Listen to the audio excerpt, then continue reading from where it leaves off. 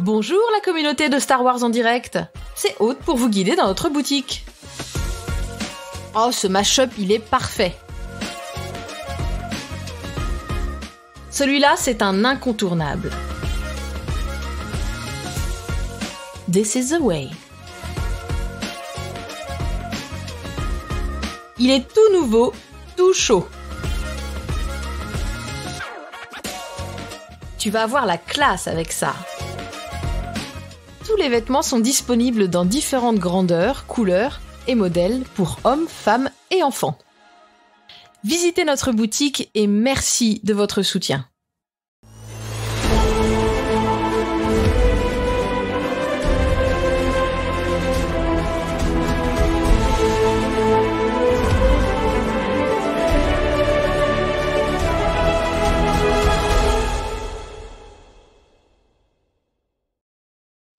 Bienvenue à Star Wars en direct, la voix du fandom Star Wars pour cette édition littérature qui sera réservée au 7e album de Dr. Aphra, édition série de 2020, donc qui est sorti tout récemment du côté de chez Panini en France. Ici Francis en direct de Québec et comme à notre habitude, on retrouve Jean en direct de Vancouver. Ça va bien, Jean? Ça va Francis. Hola, ¿qué tal? Oui, bien, amigo. Bon, ça le fait moins, du coup. Ouais, c'est ça pour la petite histoire. C'est notre deuxième lancement. Après quelques minutes, on s'est aperçu que ça n'enregistrait pas parce qu'on a changé d'outil de streaming ou d'enregistrement. Bref, c'est notre deuxième édition, donc la blague à Jean fonctionne moins. Et c'est ça, Jean voulait m'agacer à faire l'émission en espagnol. C'était tout préparé pour le faire en espagnol. Écoute, moi, je viens de passer 3 semaines en Espagne, donc j'ai ma dose d'espagnol pour plusieurs années. Avant d'aller plus loin, on va saluer notre partenaire littérature, Star Wars Littérature Québec. Donc, on vous invite à rejoindre le groupe si ce n'est déjà fait. Venez discuter en toute sérénité, donc climat justement sain et serein, de tout ce qui est littérature. Ça inclut évidemment romans, BD, tout ça, mais aussi des beaux livres, des choses comme ça. Le groupe fait aussi des podcasts là, dédiés des fois à des lectures. Et évidemment, vous pouvez vous procurer des goodies comme ce magnifique t-shirt. Les profits sont tous prévus pour un organisme dont j'ai oublié le nom, mais bref, pour la cause de la santé mentale au Québec. Donc, on vous invite à participer. Sur ce, Jean, un petit WhatsApp? Oui, un petit WhatsApp. Alors, vite fait, j'ai juste lu le premier numéro de Battle of Jakku, la série là qui remplace la série Star Wars. Pas ouf, le scénar était pas mal, c'est une belle intro, on va dire. Par contre, les dessins étaient très très nuls. Ça fait peur pour la suite. Voilà, je vais juste. Écoute, j'ai pas commencé, mais tes commentaires plus ceux de Loïc l'autre jour. Pour une fois, avec Loïc, on est d'accord, donc c'est rare, mais voilà, c'est dommage. Par contre, aussi, ce qu'on a fait, c'est qu'on a écouté le fameux audiobook surprise qui est tombé la semaine dernière sur Audible. Oui, Padawan's Pride. Donc, on va en parler tout à l'heure en section actualité. Écoute, de mon côté, petit WhatsApp, petit gros, c'est ça, j'ai été parti 3 semaines en Europe. Ça fait un bon mois qu'on ne s'était pas parlé. Oui, mais justement, avec autant de temps d'avion et de plage, parce que c'est ça, je faisais une journée épuisement, visite, cathédrale, c'est ça, et une journée plage, et c'est ça, ça a été ça pendant 3 semaines. Mais voilà, beaucoup de temps de lecture. J'ai lu 3 romans, dont j'ai attaqué l'Ascendance, la trilogie là, de l'Ascendance de Trump. Donc, que j'ai trouvé beaucoup plus digeste et vraiment, j'ai beaucoup plus apprécié ma lecture physique papier français que l'écoute en anglais. D'autant plus que c'était tout un nouvel univers. Là, pour rappel, ça se passe du côté des Chiss, donc dans les régions inconnues. Là, fait que c'est beaucoup de nouvelles terminologies puis tout ça, de nouveaux concepts. Fait que voilà, si ce n'est déjà fait, je vous invite. Je sais que Trump, c'est ça, cette série-là de Trump, tu l'avais moins aimé, Jean. On a justement fait circuler le fait que tu es un raciste anti-Schtroumpf à cause de tes notes un peu plus basses que les miennes. Alors que c'est pas vrai. Alors que je dis toujours qu'il y a plus de nuances que ça, mais effectivement, c'est pas mes romans préférés. Mais je comprends le fait qu'en anglais, c'est des lectures relativement lourdes. Donc j'imagine qu'en français, c'est plus facile quand même. Ouais, d'autant que le premier volume, je pense que c'est le plus court. Là, en tout cas, le final est quelque chose. Je pense que l'audio-book durait comme 22 heures. Ouais, c'est super long. C'est super long. Mais le 3, écoute, tu as mentionné la petite surprise de Padawan's Pride. On a eu une autre surprise ici à Québec, notre partenaire Kaya, donc la boutique Kaya au Village Huron, à Wendake, là, ici à Québec. Notre ami Steve Gros-Louis a eu en grande primeur le casque de Moff Gideon. Donc, c'est ça, fin septembre. Écoute, je ne me l'explique toujours pas, parce que si tu ouvres Amazon ou les grosses plateformes, GameStop, tout ça, c'est encore prévu pour le mois de janvier. Et là, nous, on l'a eu fin septembre. Fait que je ne saurais pas te dire pourquoi. Mais voilà, il est très, très cool. Écoute, très réfléchissant, avec la visière qui s'illumine. Donc, voilà, je vais prendre, comme souvent, ma voix de bonhomme carnaval. Mais voilà, donc, un beau spécimen. Francis a le casque. Ouais, à l'audio, juste le son à l'audio, les gens ont dû comprendre que je le mettais. Et évidemment, j'ai le petit pop pour aller avec dans ma présentation. Mais c'est ça, je n'étais pas fan du concept dans la série Mandalorian. Du tout, en fait. Mais il faut avouer qu'il y a de la gueule. Avec les cornes, puis bon, voilà la visière rouge, miroir. Une belle surprise. Une belle surprise. Que je ne m'explique pas, comme je disais, parce que c'est ça, ceux qui voudraient se le procurer, en tout cas en ligne, il est prévu juste pour le mois de janvier. Fait que je vous conseille plutôt d'aller sur le site de Kaya ou sur ses pages de Facebook et compagnie. Ils font de la livraison. Donc, tant qu'à aller sur Amazon, même Kaya souvent est un peu moins cher. Donc, voilà, on vous invite à aller sur le site de notre partenaire Kaya Boutique. Sur ça, Jean, écoute, si je te demandais avec quoi au menu pour le récemment? Alors récemment en littérature, on est toujours très prolifique en littérature. D'ailleurs, je crois qu'on a fait autant d'épisodes le temps de tes vacances, ou même plus d'épisodes le temps de tes vacances qu'on a fait pendant les vacances d'été, quoi. Ouais, effectivement.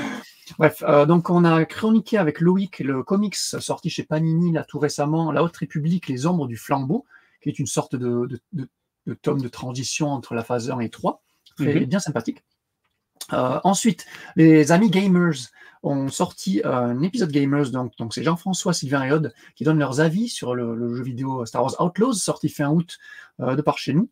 Et les critiques donc de la série Lego Star Wars, enfin la mini-série, on va dire en 4 épisodes, Lego Star Wars Rebuild the Galaxy, disponible sur Disney+, et dont notre cher ami Sébastien Minot a pu faire l'interview de 3 des voice cast, enfin des acteurs qui prêtent leur voix au personnage de Lego Star Wars Rebuild the Galaxy, donc Gaten Matazzaro, Marseille Martin et Tony Revelore. T'as vu, je l'ai fait mieux la deuxième fois quand même. Oui, c'est vrai. Bafoué la première fois. N'empêche, une chance que tu es là pour dire des noms un peu étrangers comme ça, parce que moi, ça serait catastrophique. voilà. En tout cas, allez voir cette interview, c'est sur YouTube exclusivement, c'est un Star Wars en direct express. Donc, c'est 7-8 minutes d'interview sur YouTube seulement. Oui, important de le mentionner. Hein, fait que ceux qui nous écoutent, qui justement vont nous écouter quand ils voient des nouveautés sur Spotify ou Apple Podcast, tout ça, les épisodes express ne sont pas mis en podcast. Là, comme par exemple celui-là, je pense que c'est juste 7 minutes. Donc, c'est vraiment des express, c'est court. C'est pour ça que c'est sur YouTube exclusivement. Puis malgré, on pourrait dire c'est très, très court le temps qui est accordé par Disney en entrevue. Mais écoute, on est tellement chanceux, je trouve, là, d'avoir cette occasion-là, cette opportunité-là, fait qu'on l'a saisi, puis Sébastien fait vraiment ça d'une main de maître. Quand tu penses au stress, puis tout ça, puis à la vitesse, il faut vraiment que là, en plus, c'est 3 acteurs, là, fait que c'est une question chacun, tu n'as pas le temps de... Mais c'est très cool. Je vous invite à... C'est en anglais. Fait que si vous avez une compréhension de l'anglais, là, je vous invite à aller écouter l'entrevue de Seb avec ces 3 acteurs-là, dont évidemment la grande vedette de Stranger Things, en tout cas celui qu'on a tous gardé en mémoire. Là. C'est ça. Donc voilà, écoute, sur ça, Jean, on va passer en hyperespace puis on va attaquer notre sujet du jour. Yes! Afra, c'est parti. Oh crap! Prepare to jump into hyperspace on my mark. All right, stand by.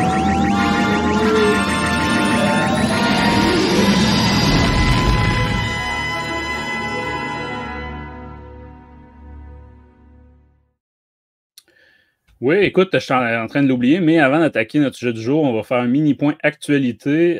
Donc, tu l'as mentionné dans ton WhatsApp, mais c'est ça, il y a eu une autre surprise fin septembre, sortie vraiment de nulle part. C'est zéro annoncé. C'est la sortie d'un petit audiobook exclusif à Audible.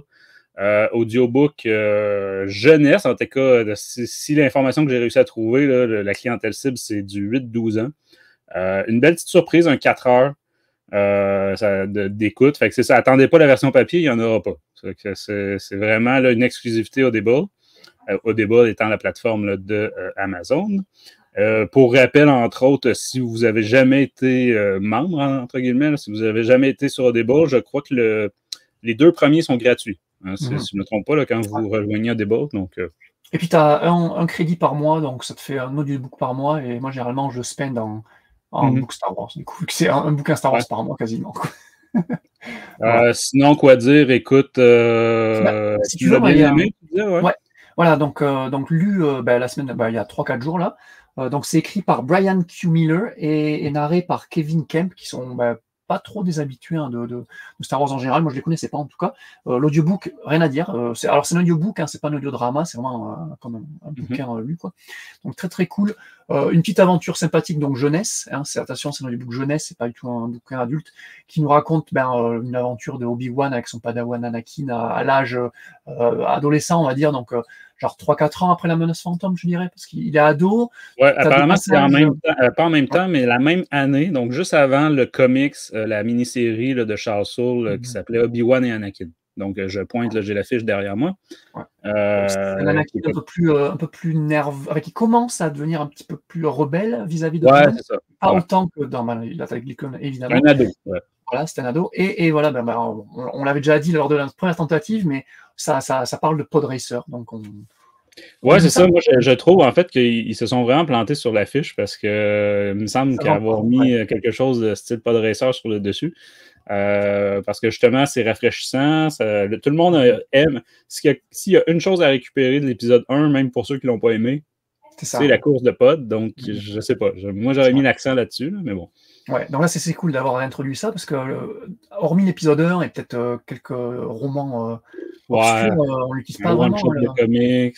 Ouais, voilà. Enfin, je veux dire, le thème de la course de potes, quoi. Là, c'est vraiment au centre du roman et c'est super intéressant. Ça, et il y a aussi donc quelques clins d'œil à la Haute République, vu que c'est vraiment une post-Haute République. Il y a quelques liens, dans un lien surprenant, là, au moment où Obi-Wan il sort un mot, t'es là, ah d'accord, donc ils sont quand même au courant, mais.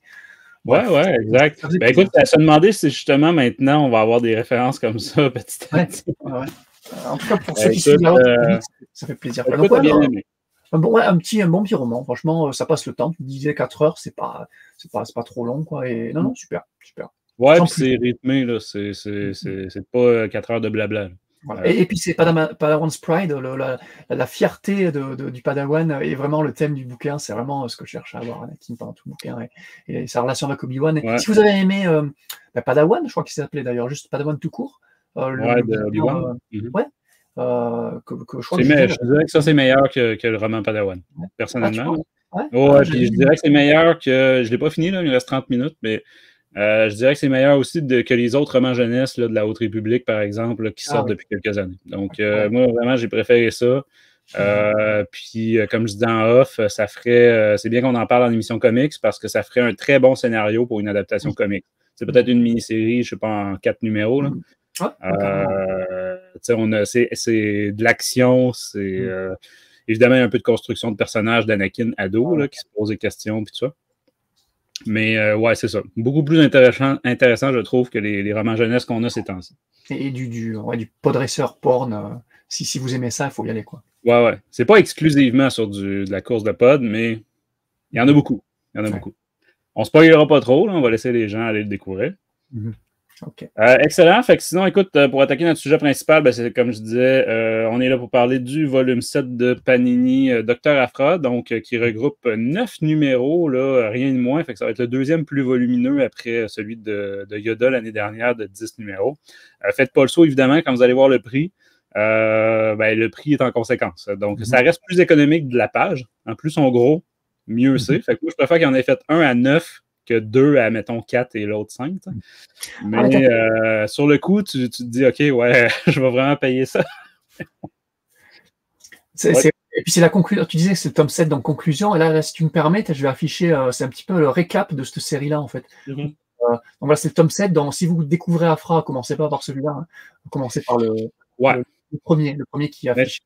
Mais ça, on le dit à chaque épisode, et puis dans un sens, on en reparlera tantôt en conclusion, mais c'est ça. On verra si la lecture des autres est essentielle ou à la lecture de celui-ci. Écoute, mais c'est ça, comme on disait, puis on fera un mini bilan en fin d'émission là, de cette série-là de 40 issues. Fait que là, c'est les 9 derniers. Je faisais la blague en off, mais c'est ça, moi, j'ai même sorti le champagne pour fêter la fin de Dr. Aphra.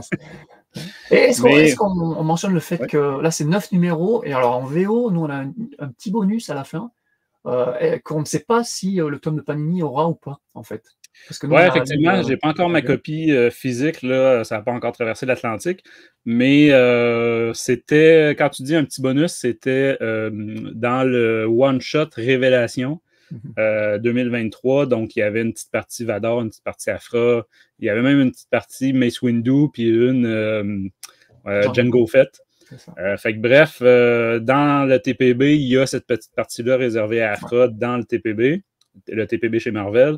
Fait que la version française chez Panini, on suppose que ça va être dedans, mais c'est ça, on n'a pas encore confirmation. C'est ça. Sinon, écoute, c'est ça, comme on voit à l'écran, un bon 200 pages pour un 35 €, sorti le 18 septembre dernier. On est en même temps que les autres séries régulières en plus 3. Au scénario, toujours la même, Alyssa Wong. Au dessin, toujours la même aussi, je crois, Ming Kyu Jo. Non, c'est un mec. Ah, ok, écoute, c'est ça. Puis aux couleurs, Rachel Rosenberg, qu'on a de plus en plus, mais qui fait toujours bien le travail. Oui. Et aux couvertures, écoute, on a toute une collection. On en reparlera plus tard, là, mais là, c'est à se demander si c'était pas un concours à la fin. Là, ça changeait à chaque numéro. Fait que voilà. Puis pendant deux numéros, on en reparlera aussi, mais on a un deuxième dessinateur pour des événements qui se passent plus loin dans la galaxie. On en reparlera. C'est un concept bizarre. Là, dans la partie numéro. Et c'est 2 arcs de 3 puis 4-5 numéros. Puis après ça, on a une petite conclusion. Fait que côté histoire, on va quand même séparer les 2 arcs là, parce qu'il faut avouer qu'ils n'ont vraiment pas grand-chose en commun. C'est vraiment 2 arcs. Séparés. Là. Fait que voilà, si je te demandais, Jean, avant d'aller plus loin, ton appréciation avant de tomber en spoilers, appréciation en mettant une phrase. Une phrase, satisfaisant, un mot même, tu vois. Satisfaisante conclusion, on va dire. Moi, vous le savez, hein, moi, Dr. Aphra, c'est une série en comics que j'adore. J'adorais la série de 2016 et la série de 2020, même si je la trouve quand même un poil en deçà de la série de 2016. J'ai bien apprécié le ride, c'était un bon ride. Il y a eu des hauts débats, là, les bas, c'est souvent... moi, ça correspondait pour moi à tout ce qui était crossover, donc... les 2 derniers, Crystal Reign et Hidden Empire. Là, vous allez voir un des 2 arcs, ça va être Dark Droid. Et comme tous les autres Dark Droid des autres séries, c'est un crossover que j'ai pas détesté, que j'ai trouvé relativement intéressant en fait, hormis la temporalité. Mais à part ça, je trouve que c'est un très très bon tome de Dr. Aphra si on est fan du personnage, si on est adepte de sa personnalité. Hein. C'est quand même particulier Dr. Aphra quand même. Oui. Ouais, évidemment, je sais qu'il y en a qui détestent. Voilà. Ouais. Mais voilà, oui, dans l'équipe, il y en a quelques-uns qui détestent. Il n'y a pas beaucoup qui l'apprécient. Mais bon, nous sommes un petit peu seuls, mais j'ai quand même apprécié le ride. Alors, et la conclusion est satisfaisante. Voilà. OK. Écoute, non, t'es pas le seul. Finalement, c'était plus qu'un mot, Jean. C'était un mot, puis après tout, c'est ta définition. Ouais, t'as vu, j'y arrive pas. Écoute, moi, je fais partie de ceux qui aiment le personnage. Même le tout premier tome de 2016 de Dr. Aphra, j'avais donné 100% comme note. J'avais donné 20 sur 20. Évidemment, ça s'est gâté en cours de route. Mais à l'inverse de toi, cette série-là de 2020, je l'aime beaucoup moins. Et ce n'est pas que à cause des événements. Par exemple, je trouvais que quand on était dans War of the Bounty Hunter, c'était très bien la partie d'Aphra. Mais pour rappeler, j'ai donné un 13 sur 20 au numéro précédent, au 6e. Fait qu'on va voir si celui-là est supérieur ou inférieur ou égal. Mais justement, si je dois résumer en un mot, ça va être un peu mieux. Très légèrement mieux. Là. Ouais. Fait que voilà, écoute, si je te demandais de nous faire un trait, évidemment, on ne pourra pas je vais préciser aux auditeurs, on ne pourra pas se pencher sur le moindre détail. Parce que c'est ça, avec 9 numéros à couvrir, là, on va manquer de temps assez vite. Mais voilà, fait qu'un petit résumé très très rapide du premier arc. Oui, très bien. C'est vraiment la suite directe du numéro 6. Là.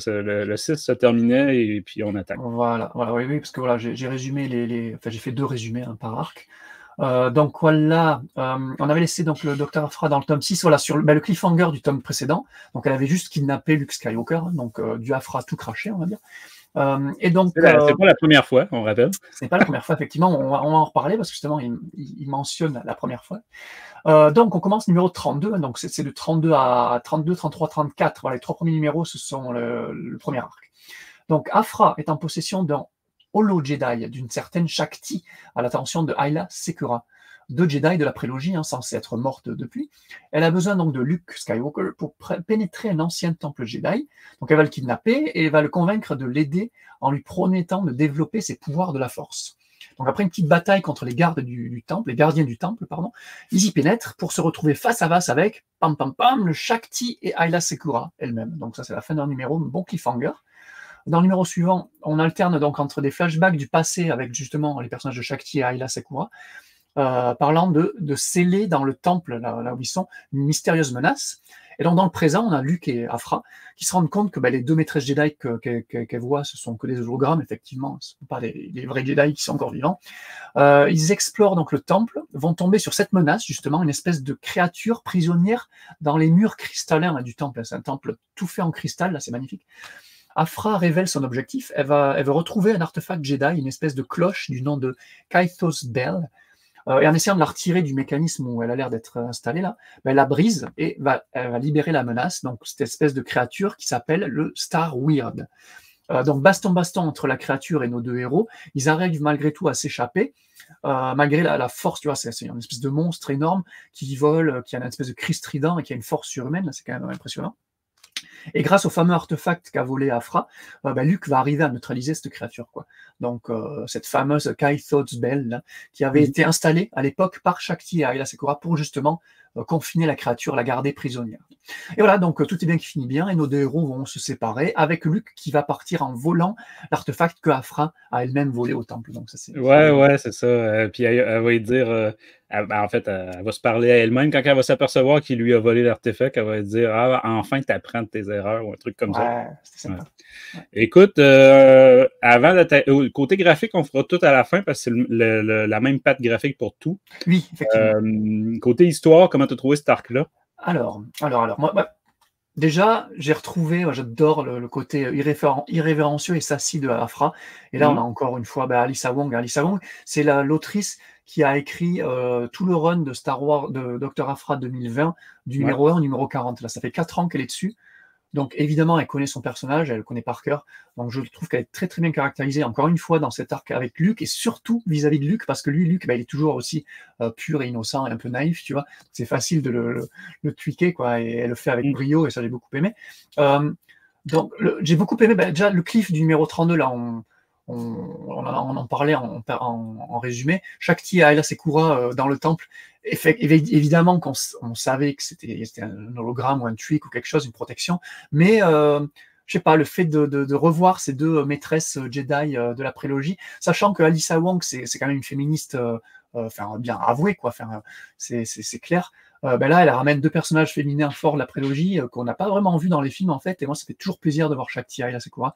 Donc ça faisait très très plaisir de les voir, même si c'est que des hologrammes, même si c'est que des flashbacks, ça faisait quand même plaisir. On voit que Luke, on apprend un petit peu plus, on va dire, sur le passé des Jedi, même si c'est très léger encore à ce niveau-là.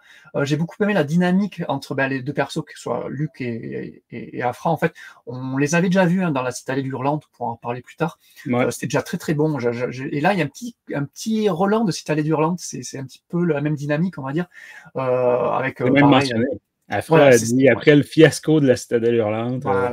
Voilà, j'avais adoré, moi, ce crossover entre Aphra et Star Wars. Et c'était bien. C'était sympa. Par contre, tu as changé de dessinateur à chaque numéro, mais bref. Ça m'avait pas marqué, mais c'était vrai.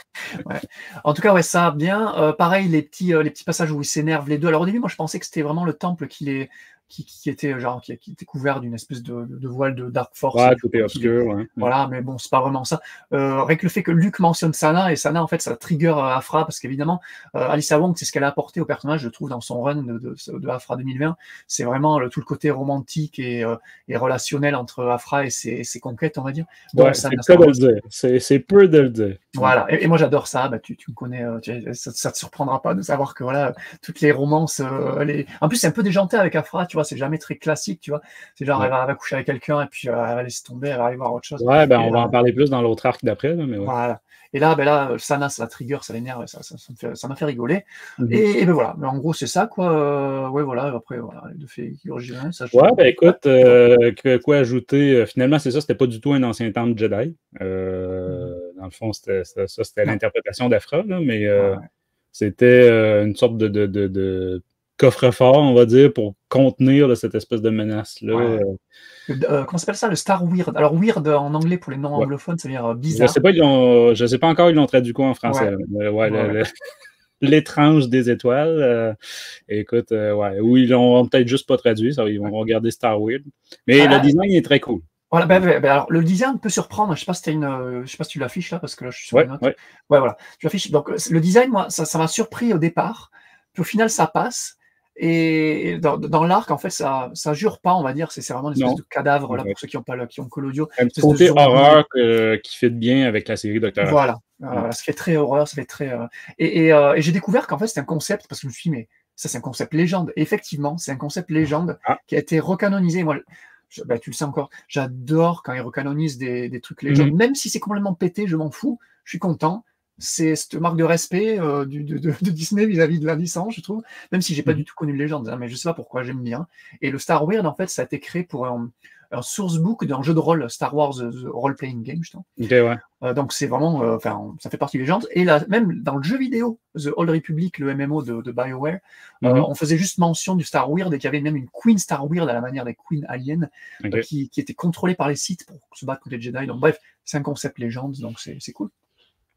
Excellent. Écoute, sinon, on peut mentionner que c'est un arc vraiment séparé.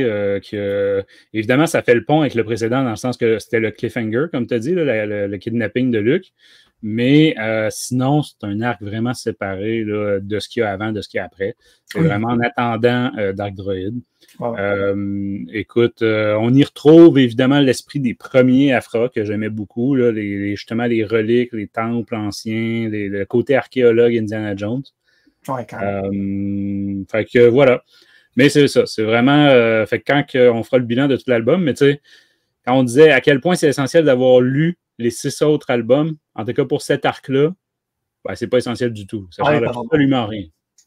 Effectivement. Et vous allez vous demander pourquoi le sabre de Luke est jaune, puis c'est pas mal tout. Là. Et on comprend bien pourquoi ils ont décidé de faire un gros tome de 9 numéros plutôt que de le séparer en 2, parce qu'effectivement, c'est un petit arc de 3 numéros. Là, c'était compliqué de. Ça aurait coupé l'autre après. Là. Ouais. Mais qu'est-ce que tu as pensé de Shakti à Sekura? Mais c'est ça, je voulais pas me répéter ce que tu avais dit. Moi aussi, j'ai trouvé ça très cool. Déjà, 2 personnages que j'aime beaucoup. Et là, Sekura est vraiment la plus sous-exploitée là, dans les deux. Là, parce que même dans The Clone Wars, Shakti, il me semble qu'on l'a eu quelques fois. Puis elle est là, pour rappel, ceux qui la visualiseraient pas, tu as mis à l'écran tout à l'heure, mais et là, Sekura, c'est la Twi'lek bleue. Qu'on voit mourir dans une scène là, de la Revanche des Sith, donc à l'ordre 66. Et Shakti, justement, c'est... je ne sais pas si tu avais mentionné, mais elle, par contre, on ne la voit pas mourir dans le film. Parce que il y a eu plusieurs versions, mais jamais montrées. Voilà. C'est une scène coupée où c'est Grievous qui la tue, du coup, face à Anakin et Obi-Wan.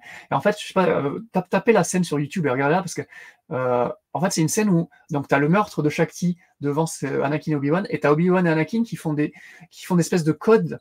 C'est complètement débile, cette scène, et c'est très humoristique après une tragédie, qui est quand même un massacre d'un maître Jedi, quand même. Donc, ils l'ont coupé, et je trouve qu'ils l'ont coupé à raison. Enfin, c'est dommage, parce que le meurtre de Shakti, c'est quand même fort, même si c'est un personnage qui a vraiment aucune surface. C'est lui qui monte ça, puis qui coupe. Voilà, parce que le reste, avec Anakin et Obi-Wan, c'est assez ridicule. C'est heureusement qu'ils l'ont coupé. Fait que c'est ça. Sinon, il y avait même, tu l'as mentionné dans le deuxième, là, dans le 33, il y avait des petits flashbacks. Fait que c'était ça. C'était cool de se retrouver tout à coup là, à l'époque de la guerre des clones. C'est peut-être pas assez développé à ce moment-là, parce que les flashbacks servent vraiment qu'à montrer ces deux personnages. Quoi. Ouais. Puis l'espèce de boule, l'artefact m'a beaucoup fait penser à la carte stellaire dans la série télé Ahsoka, donc une espèce de boule cuivre un peu là, avec des marques. Fait que je sais pas si c'est exprès.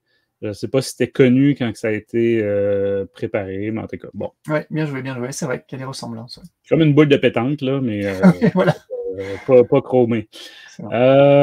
Écoute, excellent. Ensuite, si on attaquait l'autre, l'arc suivant. Alors évidemment, le résumé sera un poil plus long parce que là, on attaque les numéros 35 à 40 carrément. Donc voilà, on finit le tome.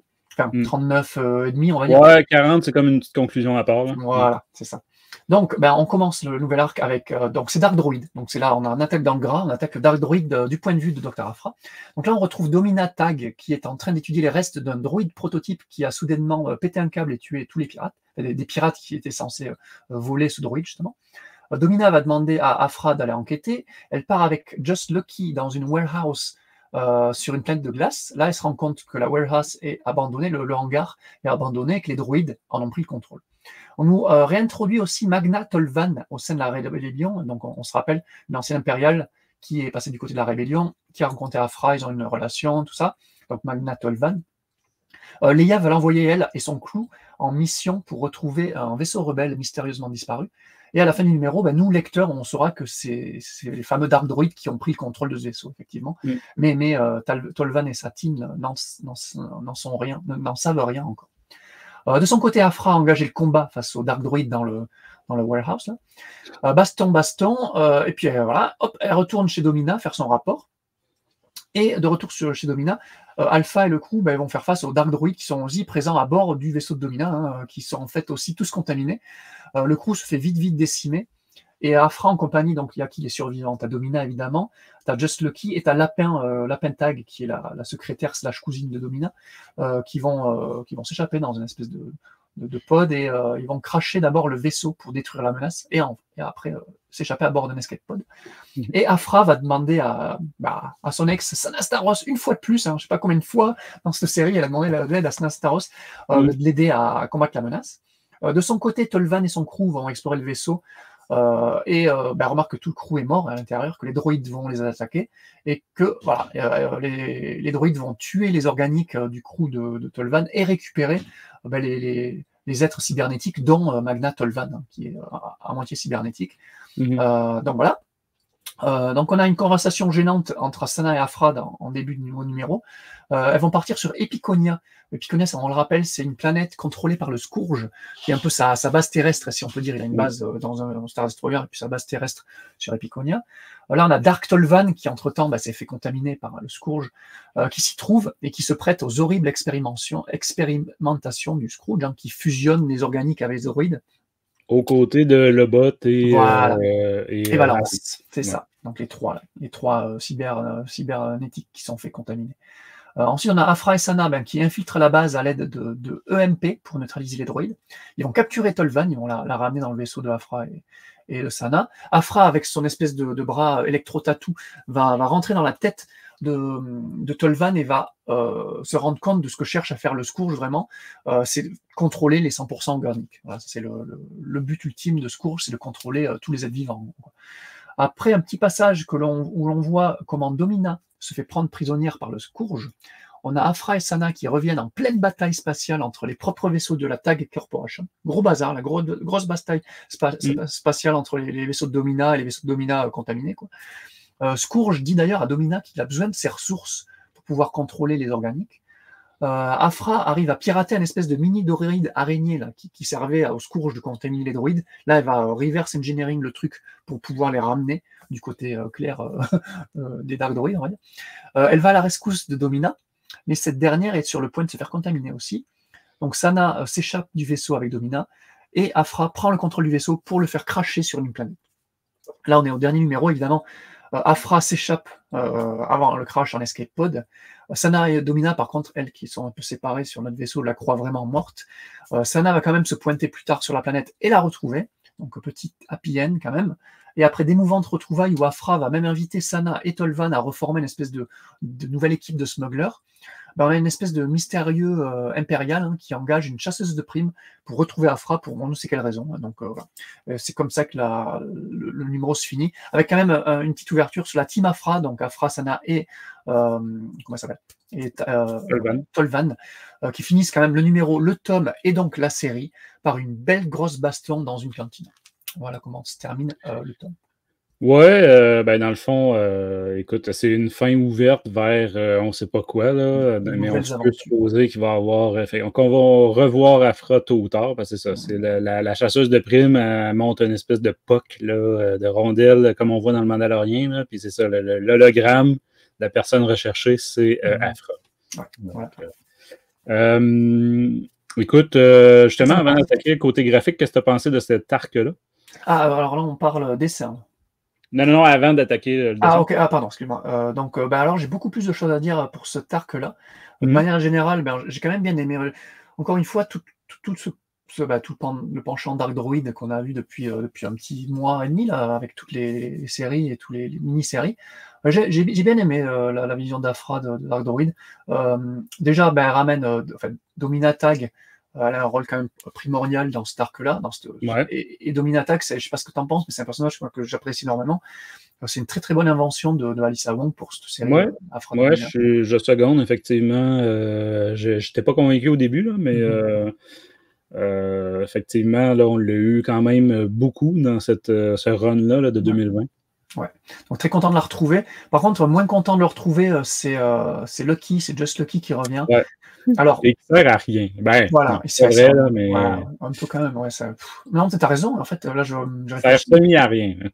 Voilà. Moi, je préfère largement quand Aphra est team-up avec des persos féminins, ou même avec Luke. Allez, avec Luke, ça passe. Là, les deux arcs qu'elles ont ensemble, ça marchait bien. Lucky... Ouais, je pense pas que c'est le mix masculin. Je pense que c'est tout simplement le personnage de Just Lucky qui est nul. Il est nul, il est whatever, il est inintéressant. Et encore, on n'a pas Ariol avec lui dans cet arc-là, parce qu'Ariol, c'est un niveau au-dessus. Hein. Il est encore pire. Quoi. Il est tellement, c'est des personnages juste mis là pour avoir à la fois des lesbiennes, puis des gays, puis des ci, puis des ça. C'est même chose, tantôt tu mentionnais le lapin, lapine, là, qui est semi-cousin-cousine, mais là aussi, tu sais, on est dans c'est un homme, c'est une femme, on sait pas, c'est pas clair. Pour moi, c'est les gars. Bref. À part ça. Lucky et Ariol, là, effectivement, qu'est-ce qu'il venait foutre à la fin de. Écoute, il va servir, c'est ça, à envoyer un harpon, tu sais, vers la falaise. C'est un peu le sniper de. Une petite équipe là, avec Aphra, mais ça a dû. Il aurait pu ne pas être là, ça n'aurait rien changé. Voilà, sur 5 numéros, il tire un harpon pour que Aphra arrive à infiltrer le manga. C'est ça. C'est vrai. Ben, c'est tout. Hein. Tout ce qui sert à ça. Mais ce qui est cool, c'est qu'il y a une espèce de dynamique, encore une fois, là, avec Aphra et lui, où Aphra, là, il se fout vraiment de sa gueule. Et ça, j'aime ça parce que c'est un personnage que je n'aime pas du tout, que personne n'aime, hein, je pense à comment ça s'appelle, Lucky. Et là, quand Aphra le prend vraiment pour un imbécile et quand ils vont dans ce fameux club pour trouver des indices, machin, la façon dont elle parle, les dialogues d'Aphra, c'est toujours pareil, hein, c'est une question de dialogue, d'écriture. J'aime beaucoup comment elle traite Lucky, c'est très très drôle, elle envoie chier régulièrement. Donc ça, c'était cool. Ouais. Puis au final, c'est lui qui avait raison. Comme d'habitude, Aphra, c'est ça, elle se fait. Mais écoute, on peut en parler parce que bon, tu as mentionné tout le côté amoureux entre gros guillemets, la relation. Écoute, il y a vraiment, là, il y a une nuit de sexe complètement sortie. On se demande qu'est-ce qu'elle fait là avec Dominatag, qui justement utilise Aphra comme un objet sexuel pour une nuit. Ouais. C'est vraiment là, le lendemain matin, là, elle dit j'espère que c'est clair que c'est ça, là, c'était juste pour la nuit. Fait qu'on a déjà Aphra nue là, une fois. Ensuite, elle va dans un bar, elle se tape une pure inconnue. Donc là, c'est ça, en quelques numéros, peut-être en 2 numéros ou 3, on a Aphra avec Dominatag. On a Aphra avec une inconnue dans un bar. Et on a Aphra en flashback cette fois-ci avec Magna Tolvan. Donc, évidemment, c'est jamais très graphique. Hein? On s'entend qu'on a déjà vu des comics pas mal plus sulfureux que ça. Là. Mais c'est ça. Je ne sais pas, Alyssa Wong, d'un côté, on pourrait dire que ça rend ça un petit peu plus adulte, un petit peu moins enfantin.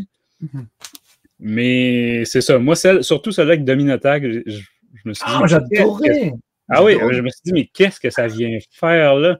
On s'en fout, c'est un coup d'un soir, quoi. Enfin, mais c'est vraiment sorti de nulle part, là. Puis elle est en train de discuter business, là. Elle est en train de... Puis là, tout à coup, c'est ça, ils s'en vont vers la chambre, elle commence à se déshabiller. Je me dis, mais voyons. Ouais. Alors, comme toi, ça m'a surpris de ouf, parce que c'est pas une relation qu'elles avaient du tout de toute la série. Et là, ça arrive vraiment d'un coup comme ça. Mais sorti de nulle part. La scène dans le bar, ça, oui, ça c'est du Dr. Aphra tout craché. C'est même pas Dr. Aphra qui approche Dominotag. C'est vraiment c'est ça qui m'a de nulle part, là, Dominotag commence à se déshabiller, puis voilà. Mais non, justement, je trouve que ça vient de Domina, et le fait que c'est Domina qui la pousse, déjà qui l'envoie, elle la pousse sur son lit. Elle la pousse sur son lit, c'est elle qui force, c'est Domina qui force, et je trouve ça intéressant, parce que généralement, c'est Aphra qui fait tout le temps la maline, et là, elle est prise de court comme lecteur, en fait, quoi, et juste le temps d'un soir, avec son petit dialogue le matin, comme tu disais. Moi, j'ai beaucoup aimé ce passage-là. Il y a des clients pour ça, Francis, je te rassure. Le dialoge le lendemain, tu as raison, ça c'était parfait. Mais c'est vraiment la mise en matière de ça que j'ai pas compris. C'est sûr. Même pourtant, je l'ai lu 2 fois. Là. Mais bon. Fait que, écoute, sinon, ben, c'est ça, on a Dominotag, comme je disais, là, en flashback. Et puis, il y a Sanastaros, comme tu dis, là, qui retourne encore. Elle se tourne encore vers Sanastaros. Puis Sanastaros ouvre la porte et elle dit « Qu'est-ce que tu veux? » Ouais, c'est vrai. La relation entre elles, elle est excellente. Surtout que là, tu vois, dans ce passage-là, tu sens que Aphra est gênée, tu vois, elle est plus très en confiance et plus très en... Comment t'appelles ça? Elle est plus en charge de la situation. Et tout elle sent en perte de contrôle. Ouais, parce que avec Sana, on se rappelle que c'est pas très très bien fini avec elle. Et puis, on le verra avec le numéro 40, mais Sana, c'est peut-être la seule personne sérieuse avec qui Aphra pourrait rester vraiment, quoi. Et, ben c'est vrai que avant cette série-là d'Alyssa Wong, on aurait quasiment pu dire que c'était peut-être plus avec Magna Tolvan. Avec Tolvan, ouais. Pour rappel, c'est ça, là, dès le début, là, c'était avec Magna Tolvan. Là, puis là, c'est ça, on dirait que c'est beaucoup plus vers Sanastaros. Mais comme tu dis, ça se conclut qu'ils sont tous les trois assis dans l'herbe, là, au pied d'un arbre, à regarder le coucher de soleil ou un truc comme ça. Tu te dis, mais comment ça peut fonctionner? C'est vraiment triangle amoureux. Là, par contre, ça m'a surpris. Là. Peut-être être des polyamoureux, je sais pas, là, mais voilà. J'aurais perçu, tu vois, ce triangle à la fin, sous l'arbre, ça m'a surpris, parce que pour moi, Magna, elle est tellement focus sur la rébellion qu'elle revenait dans la rébellion, tu vois. Là, c'est vrai que je t'avoue que j'aurais vu un nouveau team-up avec Sana pour que elles aillent vivre leurs aventures les deux, en couple et tout, si tu veux. Mais là, avec Magna dans l'équation, ça me paraît surprenant. Donc, un poil déçu, parce que moi, je shippais, même si j'ai bien aimé la relation Magna-Aphra, je shippais Aphra, Sana, quoi. Bref, on parle de quoi? Ouais, ben écoute, sinon, peut-être mentionner le concept des droïdes, qui était une création apparemment, parce qu'on comprend que, Dominotag était carrément une conceptrice de droïdes. Fait que là, dans le fond, les fameux droïdes là, qui étaient dans l'entrepôt, comme tu dis, c'est un peu comme des proto-droïdeka, donc ceux qui se mettent en boule, puis on en voit un peu aussi au fond là, de la couverture principale. Fait que, bref, ça, j'ai trouvé ça bien. Sinon, mais tout le côté bataille sur le vaisseau de Domina, puis je sais pas pour toi, mais j'ai trouvé que il y avait un petit côté, ça s'étirait un petit peu en longueur. On voit à l'écran les fameux droïdes. Mais c'est ça, après toute la partie, c'est sûr qu'il y a déjà Domina, Aphra et compagnie, puis là, après ça, tu as l'équipe de Magna Tolvan. Fait que je sais pas, j'ai trouvé qu'il y avait quasiment un numéro de trop là, dans cet arc-là. Là. Mais écoute, c'est peut-être du chipotage un peu. Sinon, qu'est-ce que je voulais dire sur celle-là? L'ouverture à la fin, je sais pas, j'aurais pris un petit peu plus de mystère là, que là, on nous dévoile carrément qu'il va y avoir une nouvelle chasseuse de primes qui court après Aphra, je sais pas, il y a un petit côté déjà du déjà vu. Déjà vu, puis bon, est-ce qu'on avait besoin d'une nouvelle chasseuse de primes? Là, on avait un gros plein de chasseurs de primes, justement, là, entre la série Vador, la série Bounty Hunters, tout ça. Sinon, écoute, Vador qui apparaît sur une couverture alors qu'il y a fuck all. Ça, non, c'était dans l'autre arc, là, c'était dans le premier arc, mais c'est ça, bref, qui n'a aucun rôle dans cette arc. C'est vrai que je m'étais même pas fait la réflexion, mais c'est juste que Aphra se sert de la menace Vador pour convaincre Luke là, de l'accompagner. Ça s'arrête pas mal à ça. Pour revenir sur le Dark Droid arc, là, Encore une fois, alors c'est moins marqué que la mini-série Dark Druid qu'on avait chroniqué ensemble, où que ce soit les dessins et la couleur faisaient un ensemble un peu plus horrifique. Là, il y a des penchants horrifiques ça et là pendant l'arc. J'ai bien aimé ces penchants-là, notamment quand c'est l'autre Morales, l'autre dessinateur qui prend en charge toute la partie tag. Putain, les noms m'échappent ce soir. Toute la partie Magna Tolvan. Voilà, Magna Tolvan, bon, je dis tag, n'importe quoi. Tolvan, ouais, donc il y a quelques passages horrifiques avec Tolvan où justement ils sont capturés. Malheureusement, c'est trop léger pour moi. J'aurais adoré qu'ils y aillent à fond dans l'horreur avec Stark. Ouais, on reste dans l'ambiance Dr. Aphra et non pas dans l'ambiance horreur. Ouais. Voilà, donc tu as le moment où tu as Tag et Tolvan et son collègue cybernétique qui se font capturer, ils vont se faire torturer, et tu vois une espèce d'aiguille qui va se rapprocher de l'œil de ce personnage-là, et puis la case d'après, tu le vois, il est complètement, il est mort, quoi. Mais j'aurais voulu que ça aille plus loin. Moi, je suis très très fan du cinéma d'horreur, j'adore le cinéma d'horreur. Alors, ça va pas jusqu'au, comment ça s'appelle, torture porn, c'est limite trop, mais là, en comics, ça passe, quoi. Et j'aurais aimé voir, là, il y a une espèce de case, je sais pas si vous l'avez retrouvé, où tu vois... je pense justement c'est moins le dada d'Alyssa Wong, et puis là, c'était plus qu'elle inscrivait ça dans l'événement Dark Druid. Dommage. Il y a cette case où tu as Magna Tolvan qui a une espèce de scie circulaire avec en arrière-plan une espèce de bras découpé et tout ça. Et je voulais voir le moment où elle allait trancher des gens avec la scie circulaire. Et non, ça s'accote là, évidemment. On reste dans du Star Wars quand même relativement propre, on va dire. Mais avant de continuer sur le graphique, je voulais juste mentionner, pour conclure sur l'aspect histoire, j'ai quand même trouvé à ma deuxième lecture qu'il y a une espèce d'abandon des... Tu sais, dans le fond, à la fin, Aphra elle simule sa mort, mais elle a abandonné, si je me souviens bien, les autres sur Epiconia, là, ou je ne sais plus trop. Dans le fond, elle a déjà tourné la page, mais la fin de Dark Druid qu'on voit dans l'événement Dark Druid, là, que là, on a juste dans une case, là, dans celui-là, là, donc le chef des droïdes qui se fait transpercer. Mais ça, c'est pas encore arrivé. Ça arrive tout de suite après. Dans le fond, c'est comme si Aphra, autrement dit, ça aurait pu ne pas arriver. Elle aurait perdu tous ses amis, puis c'est ça. Elle avait décidé de tourner la page. En tout cas, j'ai trouvé qu'il y avait un bizarre de choix de chronologie. Là. Effectivement. À la fin. Et il y a ça, il y a aussi 2-3 points de scénario aussi, tant qu'on est encore en scénario, qui m'ont surpris. Je sais pas alors j'ai peut-être raté un truc, je sais pas ce que tu en penses toi.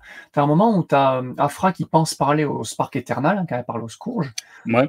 Et là, tu as une espèce de rappel, c'est cool, pour si jamais tu as oublié un petit peu Hidden Empire, comment le Scourge a été créé, donc tu as la fusion du Spark avec le droïde de la ferme attaquée, tout ça tu le vois, c'est quand même pas mal. Mais ensuite, tu as le Scourge qui lui fait sous-entendre qu'il n'a pas besoin de Aphra, en fait, mais qu'il a trouvé quelqu'un de plus intéressant, contaminé à contrôler. Et elle, Aphra, elle devine direct que c'est Tolvan. Alors, d'où, comment, pourquoi Alors, nous, de notre côté, on witness bien le moment où Tolvan se fait contaminer, mais Aphra n'en a absolument aucune idée, vu qu'ils sont complètement de 2 endroits différents de la galaxie. Donc, il y a ça qui m'a... Ouais, je me souviens plus comment qu'elle devine ou quoi que ce soit, mais après, c'est ça, elle lui reproche, elle dit tu m'as traité de boring, un truc comme ça. Elle dit à Tolvan, en fait, c'est le Scourge, là, je cherche la traduction française, le fléau. Qui contrôlait Tolvan, mais bref. Écoute, c'est des petits aspects, là, mais bon. Raccourci, il y en avait un autre juste après, par la suite, quand elle va recruter Sana, elle lui dit, Tolvan s'est fait capturer et contrôlé par le Dark Droid, et encore une fois, elle n'a jamais vu Dark Tolvan, quoi. Donc, elle n'est pas censée savoir qu'elle a été capturée. Contaminée. Ni même, je crois qu'elle n'a même pas vu quelqu'un de cybernétique, elle n'est même pas au courant de savoir que c'est que le fléau se répand sur les droïdes, mais pas du tout sur les cyborgs, quoi, si tu veux. Donc je ne sais pas pourquoi elle sort ça à Sana.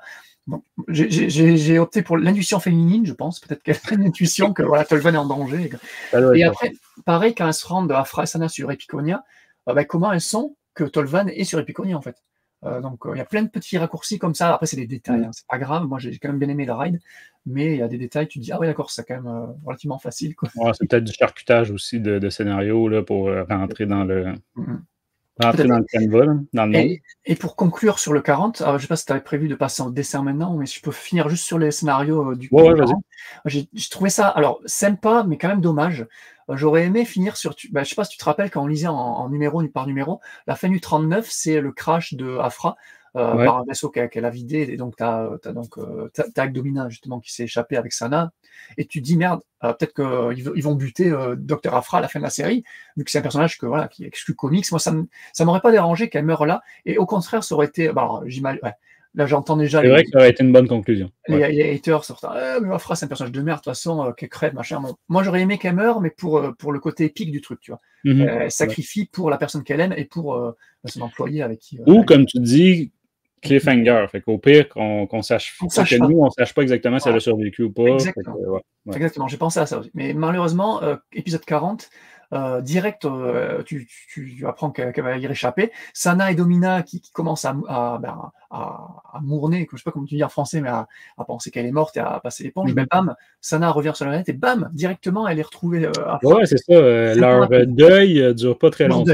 Leur deuil, exactement. Le deuil n'est pas assez long. Mais après, je me suis dit, la série de 2016 finissait comme ça. Elle finissait sur une Aphra qui était censée se sacrifier. Tous les gens qui la connaissaient, donc tu avais son père, tu avais Sana, tu avais déjà Tolvan, qui se réunissaient, qui se rappelaient Aphra, parce qu'elle était peut-être morte, on ne sait pas. Et en fait, non. Donc là, il y avait une conclusion beaucoup plus étirée sur est-ce que Aphra survécu ou pas. Et ça, j'avais beaucoup. J'avais pas pensé, mais je suis d'accord avec toi. C'est un petit côté gâchis pour cet aspect-là. Voilà. Mais est-ce que ça aurait pas fait redondant finir les deux séries Aphra par la même conclusion? Ça aurait été pas. Là, le finir sur une baston dans une cantina, pourquoi pas? C'est cool, tu vois. Mais ouais, c'est vrai que c'est moins épique et moins dramatique, quoi. J'aurais préféré quelque chose de plus fort. Ouais, exact, c'est ça. Puis ça nous laisse croire que, surtout en fait, le petit côté révélation, là, la chasseuse de primes là, qui court après, ça nous laisse croire qu'on ne sera pas très longtemps sans une série. Oui, voilà, ça tease le retour à Aphra. On en reparlera en bilan. Côté graphisme, ben écoute, comme je disais, on a le même dessinateur tout le long, mais pour quelques numéros, tu l'as mentionné, on s'y joint Jetro Morales. Jetro Morales. Et écoute, c'est deux styles que j'aime bien, mais deux styles à l'opposé. Vraiment, ça ne fit pas ensemble du tout. Ah oui, tu trouves? Et je ne comprends pas le concept. Tu sais, quand c'est des temporalités différentes, des fois la colorimétrie est différente aussi pour montrer que c'est une temporalité. Alors que là, c'est pas ça. C'est les aventures de Tolvan, mais en même temps que ceux d'Aphra. Et ceux d'Aphra sont avec le même le même dessinateur depuis le début. Et Tolvan, c'est un autre dessinateur, moins comics, moins cartoon, beaucoup plus réaliste, beaucoup plus précis. Et à un moment donné, ça se refusionne, parce qu'évidemment, Tolvan, il va recroiser Aphra. C'est ça, j'ai pas compris. J'ai pas du tout compris le concept là, où elle avait besoin d'aide, il manquait de temps, fait qu'il y a un deuxième dessinateur qui se sont dit on va séparer le travail comme ça. Je sais pas. Ça dure 2 ou 3 numéros. Hein. C'est 2 numéros, c'est 36-37. Mais exactement ce que tu dis, quand ils sont séparés. Et puis, c'est très étrange. Puis en plus, la différence de style fait que justement, ça te fait réfléchir aux deux styles. Ça te fait dire finalement, je préfère Jetro Morales, par exemple, à Min-Kyu Jung, ou vice-versa. Fait que, tu sais, c'est ça. Je trouve ils n'ont pas choisi deux dessinateurs qui ont beaucoup en commun, je trouve. Ok, ben ça me surprend pas, vu que c'est vrai que tu as du mal quand tu as des changements de dessinateurs au sein d'un même tome, et là, dans le même numéro, du coup. Ouais, c'est ça. Mais je t'avoue que moi, ça m'a pas dérangé plus que ça, en fait. Oui, alors c'est toujours dommage de savoir que c'est pas le même dessinateur qui te fait le même numéro en entier. Mais là, justement, j'ai préféré le fait qu'au lieu que ça soit moite-moite, tu vois, là, les passages avec Aphra, ça reste Min-Kyu Jung, et les passages avec j'arrive pas à me rappeler de son nom. Au moins, c'est structuré. Voilà, avec Magna et Leia, tout ça, c'était... c'est pas comme dans... je me souviens, on avait un Kanan, je pense, ou quelque chose comme ça, que tout à coup, une page, c'est un dessinateur, l'autre, on changeait de style complètement, mais tu sais, c'était la même histoire qui continuait. Là, c'est structuré, comme tu dis, exactement, c'est structuré. Je ne sais pas pourquoi Morales a dû venir en renfort, parce que il était peut-être malade à un moment, il n'était pas bien, ou est-ce que c'était volontaire d'avoir deux styles différents comme ça, je ne sais pas. Mais lequel des deux tu préférerais? Franchement, j'ai pas de préférence. J'aime beaucoup les deux. Moi, j'ai toujours aimé Min-Kyu Jung depuis le début. Il a rajouté ce petit côté cartoony à la série Aphra 2020 depuis le numéro, je sais pas, 6-7. Il n'a pas fait les 40, il en a fait une bonne trentaine, mais j'ai toujours bien aimé son style. Et j'aime beaucoup Jetro Morales qu'on a découvert. On en avait parlé de lui pour le dernier, justement, Les Ombres de. Shadow of Starlight, là, le dernier comics de la Haute République, il fait quelques trucs. Le Yoda était très bien. T'as pas tort, peut-être qu'il c'est un style un petit peu plus sérieux. Voilà. Plus réaliste, peut-être. Alors que, c'est ça. Alors qu'Afra, c'est ça, c'est plus cartoon, peut-être. Voilà. Un peu. Mais non, mais justement, qu'il s'occupe de Tolvan et de sa team dans le passage un petit peu alien, là, quand ils vont dans le vaisseau, histoire d'explorer. Bon, ça va pas du tout déranger. Je trouve que la coloriste a fait un travail relativement parfait, parce que parce que ça se ressemble relativement. Ça m'a pas choqué plus que ça. Donc, non, mais j'aime bien les deux. Je dirais égalité. Ils ont chacun leur point fort, leur point faible. Les vaisseaux, les droïdes, on a beaucoup de droïdes. Les personnages, Luke est très bien dessiné par Mi Kyung-jun. Il n'y a pas de problème de visage qui change d'une case à l'autre. Star Wars, très bien constant. Il n'y a pas de page où tu te dis, OK, là, il a manqué de temps, là, puis il a rushé. Non, c'est ça. Beaucoup de critiques qu'on fait souvent, on ne peut pas les faire cette fois-ci, mais il faut aimer les styles. Moi, personnellement, celui de Min Kyu-jung, c'est pas mon préféré du tout.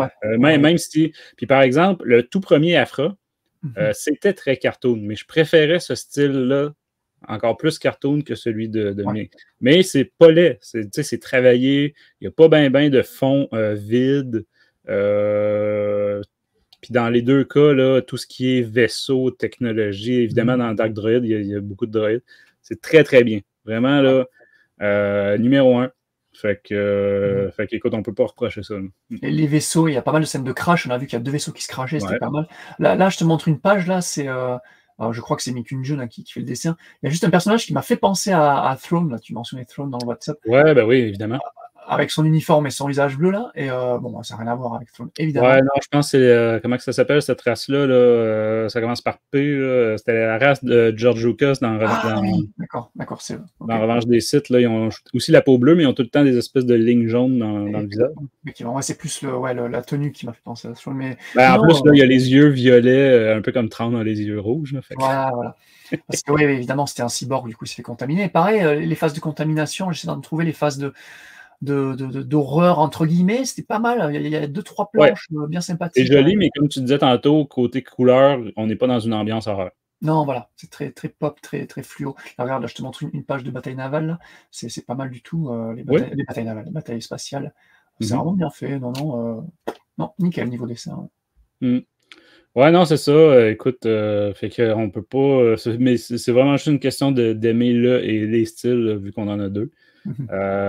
Mais je préfère effectivement qu'on reste avec un même style pendant toute une série comme ça, plutôt que de changer sans arrêt, là, comme on a parfois. C'est ça. Sinon, on peut peut-être aborder les couvertures. Écoute, rapidement, c'est ce que je disais en intro tout à l'heure. On a toute une collection là, de dessinateurs de couverture. Je ne sais pas ce qui s'est passé. Au début, on a toujours le même. Écoute, c'est Jay, un nom coréen. Là, Jung Jong-yoon. Ouais, c'est vrai, toi, tu vas être bon là, pour ces noms-là.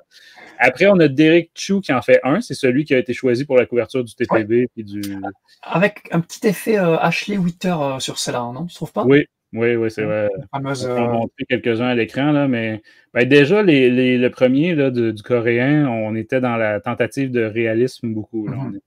Mais moi, j'ai un problème avec le coréen, le Jung, monsieur Young, là.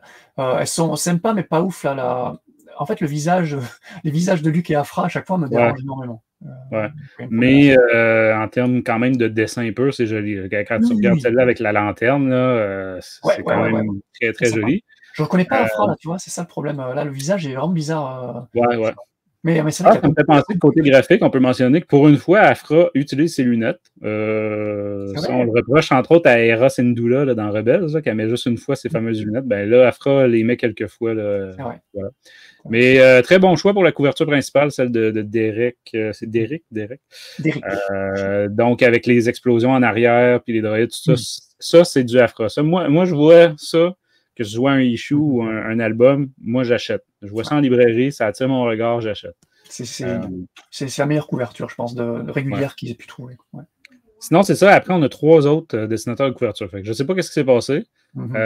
Déjà, celle-ci, on reste quand même dans le même style. Il y a un petit côté, comme tu disais, là, de Ashley, c'était Withers, hein? Withers, qu'on adorait. Qui faisait des œuvres d'art incroyables sur la première série d'Afra de 2016. Ouais, la 37 est jolie, ouais, elle est très jolie. C'est monsieur In Kyung Lee. Beaucoup d'Asiatiques, hein, disons, qui ont fait Derek Chu aussi, donc c'est beaucoup d'Asiatiques. Ouais, ben tu sais, c'est un personnage asiatique, là, pour ceux qui ne le sauraient pas, Afra, fait qu'évidemment, toute la panoplie a commencé par Alyssa Wong. Commencé par sinon, écoute, après, moi, je trouve que ça se garde, par exemple, pour les 3 derniers numéros. Là. Je suis d'accord. Ouais, la 38, c'est Romy Jones. Et Romy Jones, alors, la compo est sympa avec Afra et ses potes versus Dark Tolvan, mais le visage, encore une fois, me dérange énormément. Quoique, Tolvan et Staros, ça va. Mais ouais.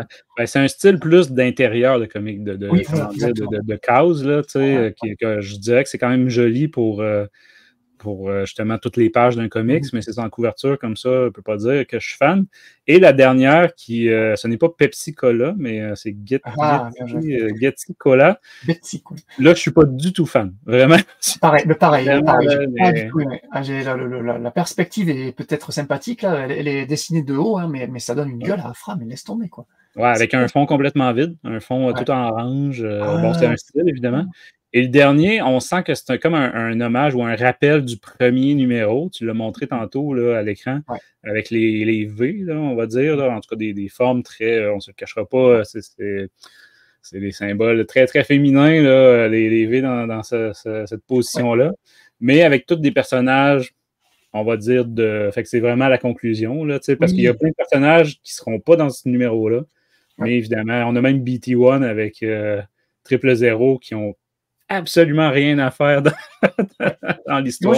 J'ai bien aimé, hein, j'ai beaucoup aimé cette cover parce que justement, c'est le dernier numéro. Donc là, tu célèbres un petit peu tous les personnages marquants de de cette série-là et qui fait écho, tu disais, au numéro 1 de la série qui était d'une composition similaire. Pareil, tu avais Afra au centre avec tous les personnages sur le côté, des personnages qu'on ne connaissait pas encore.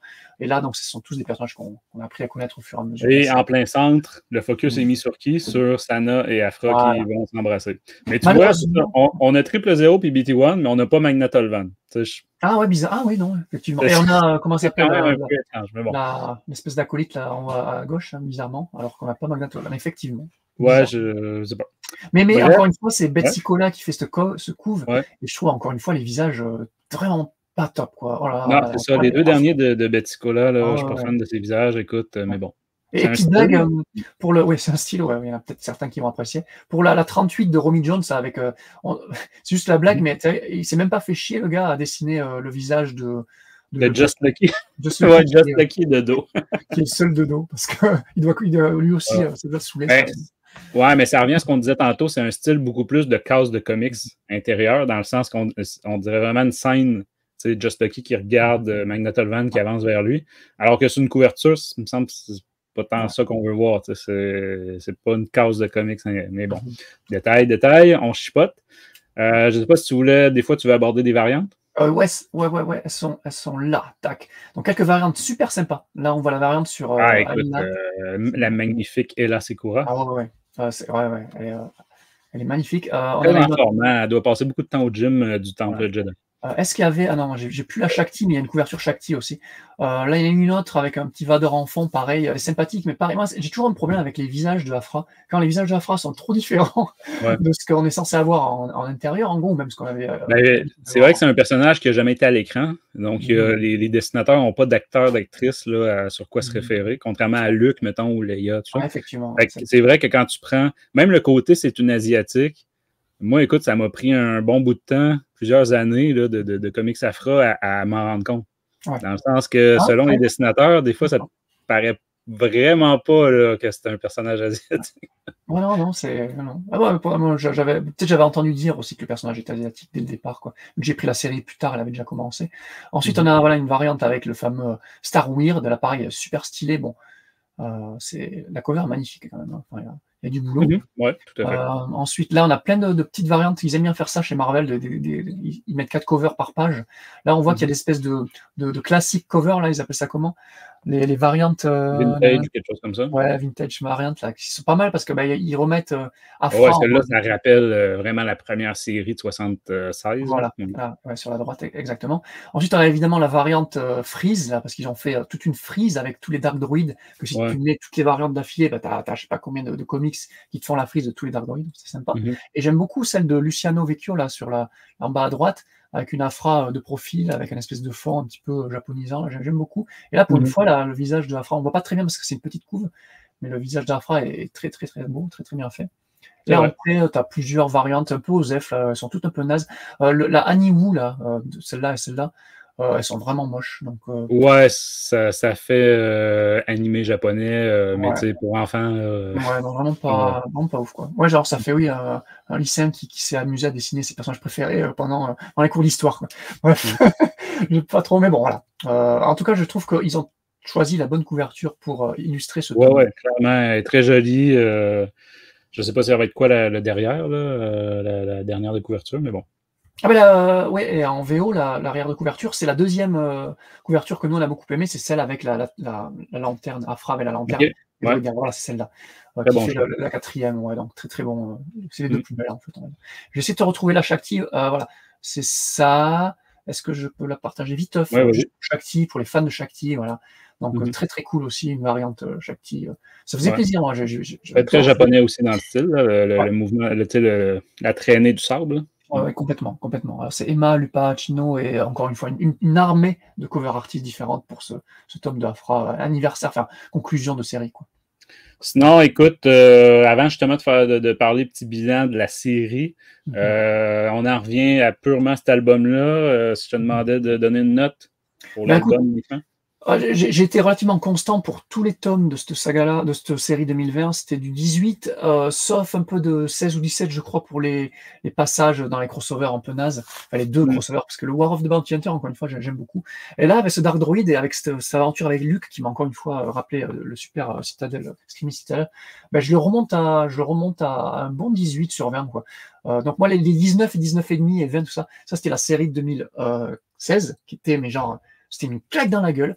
Et je crois que j'ai tellement adoré ce personnage que même si là, les histoires de... alors, on va revenir sur la série après, mais pour ce tome-là, en tout cas, le côté Afra, le côté romance d'Afra, les petits dramas avec les personnages qui tournent autour d'Afra, moi j'ai beaucoup aimé. Et l'aventure de Luke était très très bien. Donc ouais, c'était deux bons arcs. Donc 18 sur 20. Voilà. Excellent. Tu vois, moi j'avais donné un 13 sur 20, je le disais tout à l'heure, au numéro 6, là, au précédent.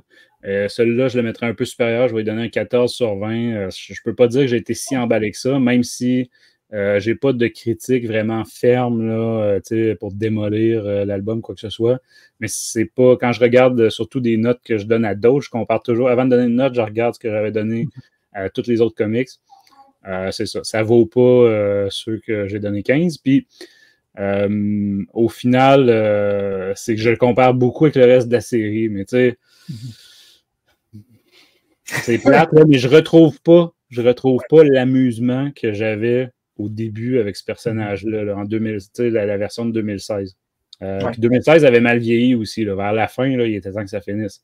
Mais les débuts de la série 2016, c'était vraiment très très bien, les 2-3 premiers albums. Fait que c'est ça, c'est plate. C'est pas mauvais. Le petit arc avec Luke, il y avait un côté retour aux sources. Mais c'est ça. Puis bon, dans un sens, c'est positif, mais il y en a qui vont dire que c'est négatif aussi, là, mais c'est quasiment l'album le plus séparé ou que tu as le moins besoin d'avoir lu le reste pour attaquer celui-là. Je trouve que même l'arc Dark Droid, quand bien même tu as oublié complètement Eden Empire, puis tout ça, tu n'as pas lu les 6 premiers, c'est pas si dramatique. C'est vraiment un numéro que si vous n'êtes pas à jour, c'est pas dramatique, vous pouvez le prendre quand même, puis l'apprécier. C'est vrai, complètement. Sinon, écoute, ça c'était pour l'album. Petit bilan de la série de 40 numéros. Ah ouais. Déjà, juste pour mentionner, donc c'était Kieran Gillen qui a créé le personnage et qui avait commencé d'Afra 2016 et qui avait fait toute la première partie. La fin, c'était Simon Spurrier. Et c'est vrai que la fin était... Spurrier était moins... Enfin, les histoires étaient moins intéressantes avec Spurrier qu'avec Gillen. Mais je trouve qu'Alyssa Wong, elle a apporté sa touche de la féminine déjà, parce qu'avant c'était deux auteurs, maintenant c'est une autrice. Donc effectivement, le ton a changé avec cette série Afra 2020. Je vais répéter ce que j'avais dit en intro, ou ce que j'avais dit dans l'autre enregistrement, je sais plus, mais Afra 2016, je la trouve quand même supérieure en tout point, que ça soit dessin, caractérisation des personnages, intrigue. On a un effet de surprise aussi certain que là, on n'a plus, du coup, on découvrait Afra déjà dans Dark Vador, puis dans sa série à elle en 2016. Donc on a plus cet effet de surprise, mais c'est quand même un des rares personnages inédits en canon, hein, je parle, qui a eu autant d'attention en littérature, quoi. Ouais. Et j'aimerais que ça continue. J'espère un volume 3 Je annoncé. saurais pas te dire, par contre, si c'est que pour des bonnes raisons qu'elle a eu plus d'attention, par contre. Ça, parce qu'on pourrait parler de Valence, qui a eu lui aussi là, quand même quasiment une série que pour lui, puis tout ça. Mais ouais, puis la différence avec 2016, peut-être la relation avec le père aussi. La relation avec le père est beaucoup plus proéminente, surtout dans les débuts. Là, c'est pas mal plus ces relations semi-amoureuses, Voilà, ou en tout cas, même antagonistes, avec le personnage que j'ai oublié le nom, là, mais qu'on voyait sur la 40e. Là. Bon, en tout cas, le nom ne me revient pas, là, mais ouais, c'est ça, qui utilisait des gadgets là, anciens pour remplacer le fait qu'il n'y a pas comment dire, pour simuler les talents des Jedi et des Sith. C'est ça. Mais ouais. C'est ça. Tu as raison, le ton a changé, ou les thèmes ont changé, mais justement, je trouve que c'est pas pour le mieux. Ah, ok, d'accord. Moi, je trouve que, pas pour le mieux, voilà, pas par rapport à 2007, je mettrais, mais je trouve quand même qu'Alyssa Wong, elle a fait plutôt bon taf sur ces 40 numéros quand même. Tu vois, je ne serais pas aussi dur que toi, peut-être, parce que, justement, je trouve que elle a repris le personnage, la caractérisation est relativement. Ça m'a pas choqué de l'Afra est pas du tout différent de ce qu'elle était avant. Après, voilà, ce qu'elle a apporté, elle, c'est l'entourage d'Afra, en fait. Donc moi, j'ai beaucoup aimé tout ce qu'elle a apporté, à part Ariol et Lucky, toujours pareil. C'est la grosse merde, elle aurait pas dû faire ça. Ouais, mais oublie pas qu'au début, il y avait d'autres personnages aussi, de l'université, qu'on n'a pas revus, là, mais dans les premiers numéros, là, quand même, mettons les 20 premiers numéros, là, la première moitié, il y avait une élève, il y avait une prof, en tout cas, ouais.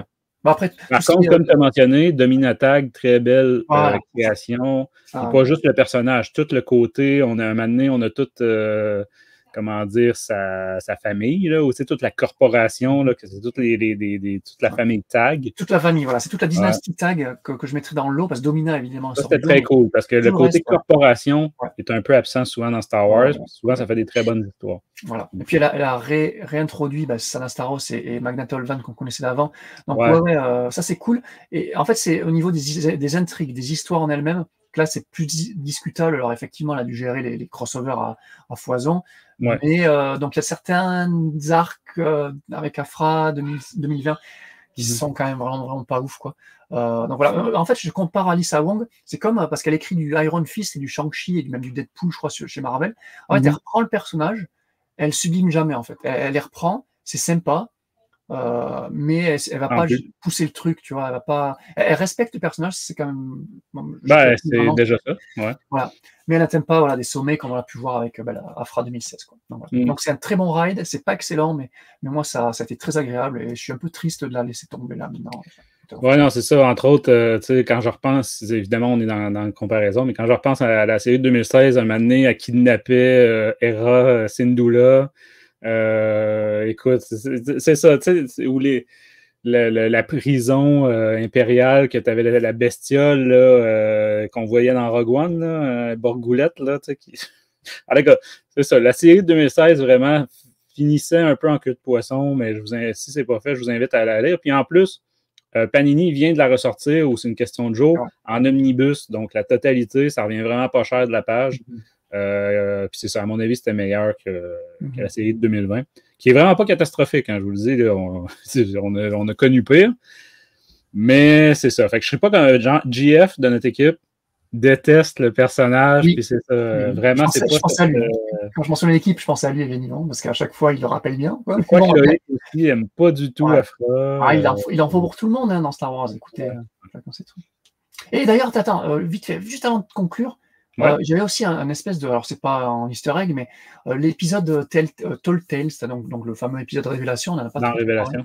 Bon, après, il se passe pas grand chose, c'est quoi, c'est 3-4 pages, non, j'exagère, c'est une dizaine de pages où on t'introduit la future Némésis. C'est même pas 10 pages. Non, je pense que c'est 5 pages, là, chaque petite histoire là-dedans. Ouais. Voilà. Et en fait, pour moi, je sais pas ce que tu as pensé. Est-ce que tu regardais la série Batman TAS, donc Batman, la série animée dans les années 90? Il y a le fameux épisode qui s'appelle en français, il s'en est fallu peu, ou Almost Got Him in English, où c'est un épisode mémorable, moi c'est peut-être mon épisode préféré de la série, où tu as un groupe de méchants qui se réunit dans un bar, et qui va raconter une histoire de comment j'ai failli capturer Batman. Et là, l'épisode Telltale, donc l'épisode épilogue, on va dire, c'est exactement ça. Là, tu as tout. Alors, c'est pas vraiment des méchants, mais tu as des énormes caméos. Les Bounty Hunters, ouais. Voilà, il y a encore Just Lucky et Ariol autour de la table. Il y a encore Just Lucky et Ariol, mais tu as aussi Valence, tu as Forel, tu as Zucus, Bosk, Dengar, Bush, tu as même la team des Bush, tu as tous ces Bush là. Tu as même Deva Lompop, qu'on aime bien. Tu as Manaru, qui est la femme de Dengar. Même. Ils sont même allés ramener tous les personnages chiants de Bounty Hunters, là, que Tonga et tout, et Vulcora, tout ça. Là. Ils sont tous là et ils racontent. T'imagines qu'ils racontent leurs histoires, et cette fameuse chasseuse de primes va raconter la sienne, et à la fin de l'histoire, tout le monde dit non, mais c'est des conneries, c'est pas ça, hein. Et c'est exactement ce qui se passe dans l'épisode de Batman, où le Batman, qui est déguisé en Killer Croc, va raconter une histoire toute pourrie, et les gens vont lui dire non, mais t'hallucines, c'est pas du tout ce qui s'est passé. Alors, je sais pas si c'est un clin d'œil à ça, mais c'est extrêmement similaire, que ce soit le lieu, puis l'intrigue du truc, quoi. Donc, c'est toujours possible, parce qu'effectivement, malheureusement, on sait jamais toutes les idées comme ça, l'inspiration des auteurs. Ouais. C'était pas mauvais là, comme petit, mais comme je disais, écoute, si c'est 6-7 pages gros max, là, parce que dans le fond, c'était beaucoup par exemple, ça commence avec celui Star Wars, là on parle de celui Afra, mais celui Star Wars, je pense que fait 4 ou 5 pages max, là, c'est comme le procès de Dengar. Là. En tout cas, c'est ça, là, fait que mais écoute, on va voir si on va aimer ce nouveau personnage-là, là, d'une Bounty Hunter. Bon, grosse surprise, c'est une femme noire. On est surpris, mais écoute, moi je le trouve intéressant. J'ai hâte de voir, ce que ça va donner. À voir. Donc on a zéro annonce d'un éventuel volume 3 d'Afra, mais on espère. Mais on pourrait attendre 1 an sans en avoir. Ça ferait quand même du bien. Des fois, une pause, là, Disney a fini par le comprendre avec Marvel, Star Wars, les séries, les films, qu'à un moment donné, trop, ça prend des pauses. Là, ça prend un peu le temps de digérer. Puis laisser le temps aux gens de les découvrir aussi. Parce qu'à sortir 4 comics par semaine, c'est plate, là, mais bon. Après, est-ce que on en parle souvent entre nous, mais l'avoir sur écran, Afra, c'est un personnage qui a été créé pour la littérature et j'aimerais bien que ça reste en littérature, tu vois. Tu vois, là, je suis pas d'accord. J'aimerais bien qu'elle reste en littérature. Je trouve que, par exemple, quand on a eu Christian Lenoir, là, Black Crescenton, dans le livre de Boba Fett, ça aurait été un très bon moment pour avoir un caméo d'Afra. Dans la cantina ou peu importe, mais alors en caméo, de là à faire un film complet sur elle, peut-être pas. C'est ça. Un film ou une série avec ce qu'ils font en ce moment, Disney, c'est compliqué. Là, moi en comics, je suis satisfait. Elle a un ton, on se le cachera pas, c'était le début de la série et c'était le concept comics des miroirs. Là. Donc évidemment, tu avais le méchant Chewbacca, le méchant R2D2, le méchant C3PO. Elle, c'était la méchante, on va dire, Han Solo. Ça ne le cachera pas, là. Il y a un côté très, très, très inspirant. Fait que je trouve que son humour fitterait tout à fait dans un film comme Solo ou dans une mini-série, par exemple, en animé ou, tu sais, en animé, c'est pas mal, ça. Ouais. Ah ouais, carrément. En animé, pourquoi pas? Je dis animé ou, tu sais, mais même à l'écran, même avec une actrice, moi, je serais preneur. Je serais preneur, mais peut-être pas... ou en tout cas, il faudrait qu'il y ait un ton humoristique ou, tu sais, assumé, là, un peu comme Solo. Puis il faudrait que, à un moment donné, les fans l'acceptent. Que ça peut pas être que de l'épique tout le temps, Star Wars. Ça peut pas être que du dramatique tout le temps. Là. C'est ça. Là. Parce que quand il est arrivé Solo, c'était ce que le monde dénonçait, là, que c'était pas le même ton. Ben, c'est ça. Afra, moi, je trouve, fait très bien là-dedans. Évidemment, là, c'est des comics. Fait qu'il y a des énormités. Même dans Star Wars ou Vador, tu vois des énormités que tu vois pas dans des films. Mais c'est ça. Ouais, moi, je trouve que c'est un personnage que je verrais très bien, même avec une actrice. Par Lord et Miller, on les rappelle. Ouais, écoute, peut-être pas, non, mais c'est ça. Je trouve qu'avec des personnages comme Boba Fett, elle fait très bien. Mais là, évidemment, on a eu Christian Lenoir. Écoute, elle a longtemps fait équipe avec lui, fait que ce serait quand même très cool. Même, écoute, de voir BT-1 puis 000 en version moins extrême, parce que là, BT-1, il y a plus d'armes qui lui sortent du cul que l'espace qu'il occupe normal. Tu te dis, c'est vraiment là, à la Iron Man, là, les choses se matérialisent alors qu'il n'y a pas la place pour rentrer tout ça. Mais tout ça pour dire que c'est un univers, effectivement, c'est le côté un peu plus déjanté des comics Star Wars. Mais moi, je serais preneur. Je serais vraiment preneur. Je trouve que ça apporterait autant elle que Sanastaros. Deux personnes, tu sais, vraiment là. Par contre, évidemment, si ça focus que tout le temps sur des relations bidons. Ah oui, ça va. Non, c'est pas bidon, c'est pas bidon. Ah non, même le comic Sanastaros, là, t'es d'accord, c'était loin d'être une réussite. Fait que, il faudrait vraiment qu'on soit dans le ton des premiers volumes de 2016. Ça, j'adorerais. Ouais, ça gueulerait, hein. Si tu mets Sana et Afra, ça s'embrasse devant l'écran, là, évidemment, ça va gueuler. Ouais, ben là, aujourd'hui, écoute, je pense qu'on n'en est plus là. Ouais, attends 2 secondes. T'as vu The Acolyte, comment ça va? Ouais, mais écoute, il y a The Acolyte parce que la liste des raisons de critiquer était trop nombreuse pour rentrer sur une feuille 8,5-14. Parce que à un moment donné, c'était loin d'être que le côté secte d'Amazon lesbienne. Il n'y avait pas que ça, là, c'est ça que je veux dire. Puis dans ce cas-ci, Sanastaros, c'était elle, on peut probablement plus dire bisexuelle que lesbienne, mais tout ça pour dire que dans tout. Moi, en fait, c'est quasiment peut-être Magna Tolvan qui fitterait le moins à l'écran. La cyborg, elle a un concept très, très comics. Ouais, c'est vrai, comme Valence, ouais, effectivement.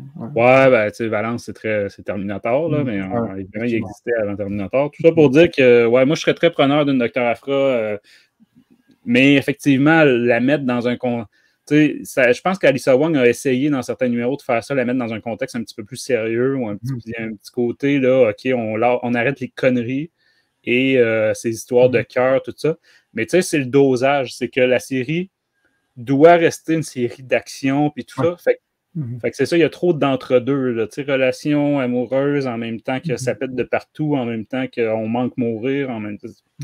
Parce que c'est ça, là, ça tire dans tous les sens.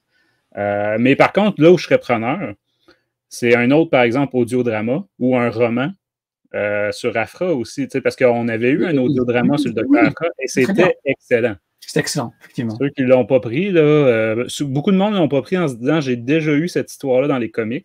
C'est vrai quand, je ne sais pas, peut-être 75% c'était de la répétition de ce qu'on avait dans les comics, mais c'était de la répétition racontée par Aphra. Fait que même ça, c'était drôle, dans le sens que des fois, elle tournait la réalité à son avantage. Puis là, tu avais, mettons, un druide qui disait c'est pas vraiment ça qui est arrivé. Oui, non, c'était excellent. Il sublimait le comics, en fait, du Barman. Mais ça a passé inaperçu. Hein. C'est vraiment quelque chose qui a été grandement ignoré. Puis c'était le deuxième audiodrama. C'était nouveau quand même, encore à l'époque. Fait que ceux qui ne l'auraient pas pris, l'audiodrama Dr. Aphra, je vous le conseille. OK. Voilà. Écoute, si je te demandais, pour les auditeurs, on a quoi, avant de conclure, on a quoi qui s'en vient comme critique? En littérature, la semaine prochaine, peut-être, on pourra peut-être enregistrer, je te prends le cours, là, je ne sais même pas si tu es encore dispo, le Dark Vador, tome 8, je ne pas de bêtises. Ouais, Vador, lui, a 8 numéros. Voilà, donc c'est 8. T'es sûr qu'il n'y a pas un 9e là, qui va pointer le bout de son nez jusqu'à... Je pense que c'est le dernier, mais je peux me tromper. Ouais, parce que je crois qu'en décembre, il y a encore une vague. Il y a Bounty Hunter et Aphra qui ont fini à 7. Oui, c'est vrai, Star Wars et Vador. Voilà, ils ont continué. Je crois que Star Wars a encore 2 tomes et Vador aussi, et Vador a un tome d'avance. Bref, le tome 8 va être critiqué très bientôt. Je pense qu'on enchaînera sur Bounty Hunter, c'est le dernier qui nous reste sur les Dark Droid encore.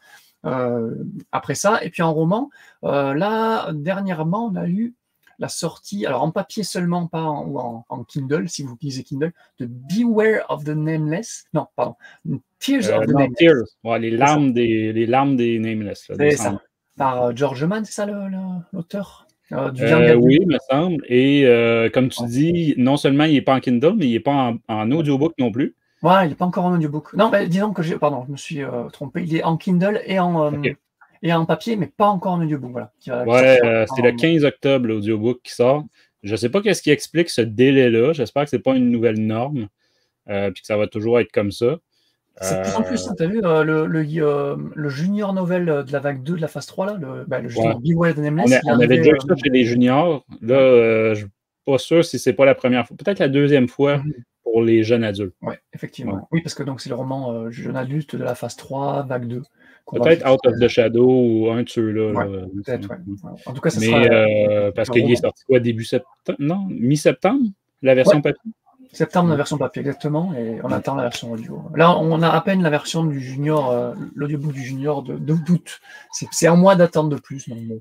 Ouais, c'est ça. Ouais. Fait que, bref, il va y avoir ça, puis dans quelques jours aussi sort celui de Mace Windu. Oui, c'est vrai. C'est quoi, Glass Abyss? C'est ça, Glass Abyss. Steve Barnes, l'écrivain.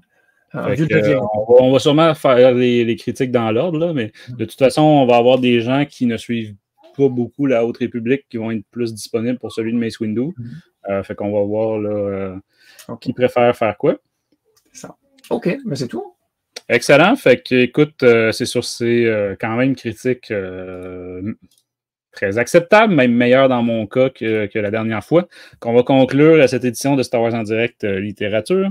Comme toujours, venez nous donner votre avis. On est très curieux. Autant si vous la détestez, profitez de l'occasion de cracher votre haine de Dr. Aphra. Ça va nous faire plaisir de vous lire et de discuter avec vous. Et vice-versa, si vous trouvez que, par exemple, que je suis un méchant qui est Dr. Aphra, c'est le meilleur personnage de Star Wars, venez aussi en discuter avec nous, que ce soit Facebook, Twitter, Instagram, Discord. Évidemment, sur la chaîne YouTube, là, les pouces, c'est ça, les partages, les commentaires, ça fait quand même une grosse différence sur le référencement.